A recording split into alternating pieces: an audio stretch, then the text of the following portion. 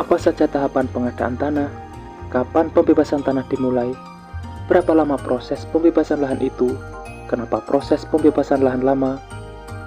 Simak video ini supaya kalian tahu jawaban dari yang kalian tanyakan ini.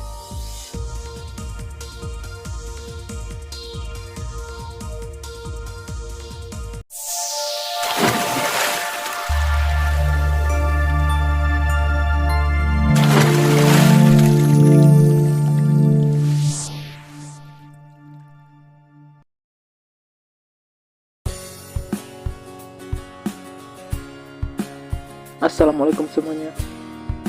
Banyak sekali pertanyaan yang masuk mengenai pembebasan lahan yang tidak bisa saya jawab satu persatu.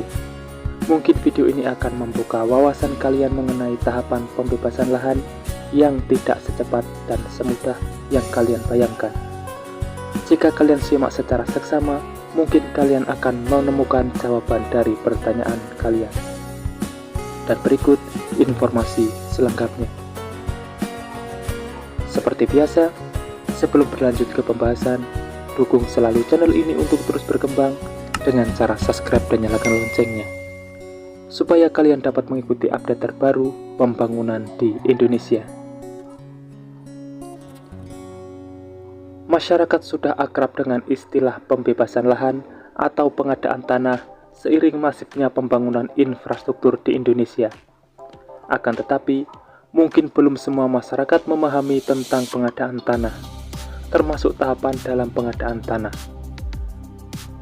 Pengetahuan ini wajib diketahui masyarakat, khususnya yang lahannya terdampak proyek pembangunan infrastruktur. Dilansir dari Dirjen Pengadaan Tanah dan Pengembangan Pertanahan Kementerian ATR atau BPN, terdapat 4 regulasi sebagai dasar hukum pengadaan tanah. Keempat regulasi itu meliputi Undang-Undang Nomor 2 Tahun 2012 tentang pengadaan tanah bagi pembangunan untuk kepentingan umum, lalu Undang-Undang Nomor 11 Tahun 2020 tentang Cipta Kerja, dan Peraturan Pemerintah Nomor 19 Tahun 2021 tentang penyelenggaraan pengadaan tanah bagi pembangunan untuk kepentingan umum. Dan yang terakhir, Permen Agraria dan Tata Ruang atau Kepala Badan Pertanahan Nasional Nomor 19 Tahun 2021 tentang ketentuan pelaksanaan peraturan pemerintah Nomor 19 Tahun 2021 tentang penyelenggaraan pengadaan tanah bagi pembangunan untuk kepentingan umum. Sampai di sini sudah paham? Mari kita lanjut. Pengadaan tanah adalah kegiatan menyediakan tanah dengan cara memberi ganti kerugian yang layak dan adil kepada pihak yang berhak. Objek pengadaan tanah adalah tanah, ruang atas dan bawah tanah, bangunan, tanaman, benda yang berkaitan dengan tanah, atau lainnya yang dapat dinilai. Sedangkan bentuk ganti kerugian bisa berupa uang, tanah pengganti, pemukiman kembali, kepemilikan saham, dan bentuk lain yang disetujui oleh kedua belah pihak.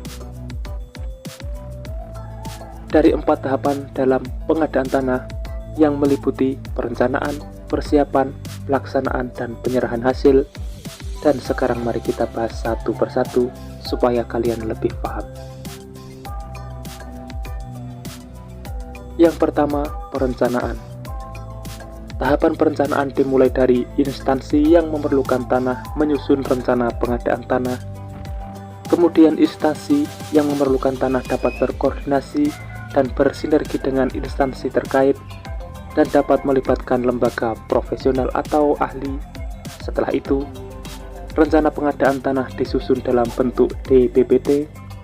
Setelah mendapatkan hasil, kemudian perencanaan didasarkan pada rencana tata ruang dan prioritas pembangunan. Yang kedua, persiapan.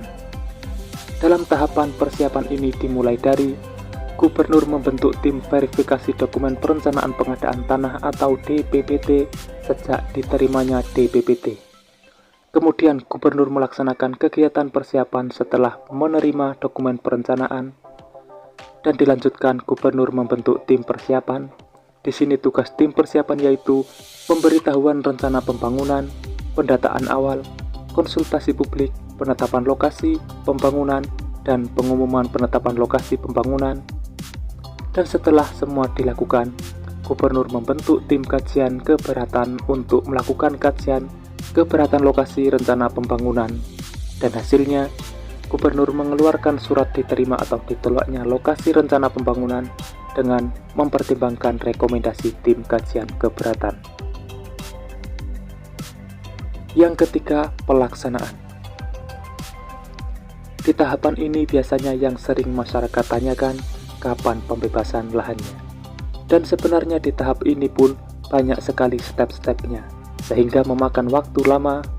Dan tahapan pelaksanaan itu meliputi penyiapan pelaksanaan, inventarisasi dan identifikasi, penetapan penilaian, musyawarah penetapan bentuk ganti kerugian, pemberian ganti kerugian dalam keadaan khusus, penitipan ganti kerugian bagi yang keberatan, pelepasan objek pengadaan tanah, pemutusan hubungan hukum antara pihak yang berhak dengan objek pengadaan tanah, pendokumentasian data pelaksanaan pengadaan tanah, dan yang terakhir pengambilan ganti kerugian. Di sini pemohon pelaksanaan diajukan oleh instansi yang memerlukan tanah dan ditujukan kepada Kepala Kantor Wilayah atau Kakanwil. Yang selanjutnya Kakanwil membentuk pelaksanaan pengadaan tanah, dilanjutkan Ketua P2T membentuk Satgas Pelaksanaan Pengadaan Tanah yang meliputi Satgas A yang membidangi pengumpulan data fisik objek pengadaan tanah, dan Satgas B yang membidangi pengumpulan data yuridis objek pengadaan tanah. Kemudian yang terakhir, penyerahan hasil. Data pelaksanaan pengadaan tanah diserahkan kepada instansi yang memerlukan tanah dengan berita acara penyerahan hasil. Dan penyerahan hasil pengadaan tanah paling lama 14 hari sejak pelepasan objek pengadaan tanah untuk selanjutnya hasil pelaksanaan pengadaan tanah digunakan oleh instansi yang memerlukan tanah untuk penyertifikatan. Dan yang terakhir, pelaksanaan pembangunan. Sampai di sini apakah kalian sudah paham? Ataukah malah tambah bingung dengan tahapan yang begitu rumit?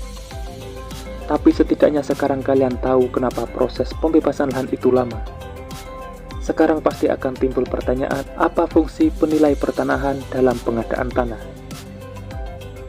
Penilai pertanahan memiliki peranan cukup penting dalam tahapan pengadaan tanah untuk proyek pembangunan nasional. Mereka turut serta sedari awal hingga berlangsungnya proses pengadaan tanah. Peran tersebut dimiliki penilai pertanahan semenjak Undang-Undang Cipta Kerja terbit. Kemudian disusul aturan turunannya yaitu Peraturan Pemerintah Nomor 19 Tahun 2021 tentang penyelenggaraan pengadaan tanah bagi pembangunan untuk kepentingan umum. Juga ketentuan pelaksanaan berupa Peraturan Menteri ATR atau Kepala BPN Nomor 19 Tahun 2021 tentang ketentuan pelaksanaan, dan PP Nomor 19 Tahun 2021 tentang penyelenggaraan pengadaan tanah bagi pembangunan untuk kepentingan umum. Direktur Jenderal Pengadaan Tanah dan Pengembangan Pertanahan atau Dirjen PTPP, Kementerian ATR atau BPN, Ambun Sari menyampaikan, peraturan baru tersebut berimplikasi kepada peran penilai pertanahan. Penilai yang tadinya hanya terlibat langsung pada tahapan pelaksanaan, sekarang dibutuhkan juga kehadirannya mulai dari tahapan perencanaan. Profesi tersebut juga turut menentukan nilai ganti rugi untuk pembebasan lahan. Dalam penentuannya pun tidak sembarangan, agar permasalahan-permasalahan dalam pengadaan tanah dapat diminimalisir semaksimal mungkin dan bahkan tidak merugikan masyarakat luas. Penilai pertanahan telah menjadi mitra Kementerian ATR atau BPN yang terpercaya dalam melakukan penilaian, khususnya pada kegiatan pengadaan tanah bagi pembangunan untuk kepentingan umum. Namun permasalahan yang terjadi saat ini masih terbatasnya jumlah penilai pertanahan di Indonesia, yaitu 284 orang yang hanya tersebar di 9 provinsi, khususnya Indonesia bagian Barat. Dalam rangka memenuhi kebutuhan akan penilai pertanahan dan tersebar merata di seluruh Indonesia, maka diprioritaskan calon penilai pertanahan dari Indonesia bagian timur juga. Ulasan ini saya buat supaya kalian paham mengenai tahapan pembebasan lahan, sehingga kalian bisa tahu setelah tahapan ini ada tahapan apa lagi yang harus dilewati. Sebenarnya wajar jika kalian tanyakan kapan pembebasan lahannya atau kapan pembebasan lahan jalan tol ini, karena ketidaktahuan itu semua bisa dimaklumi. Dengan banyaknya pertanyaan yang masuk di channel ini dan intinya sama, semuanya minta dijawab, dan itu juga tidak mungkin bisa saya balas satu per satu. Sehingga saya buatkan satu video ini untuk menjawab secara keseluruhan. Setidaknya jika ada pertanyaan lagi yang intinya sama, kalian bisa simak video ini. Itu saja untuk kali ini, semoga ulasan ini bermanfaat, dan semoga kalian yang selalu menyimak informasi di channel ini selalu sehat walafiat dan dilancarkan aktivitasnya. Saya mohon undur diri dan wassalamualaikum warahmatullahi wabarakatuh. Sampai bertemu di video menarik selanjutnya.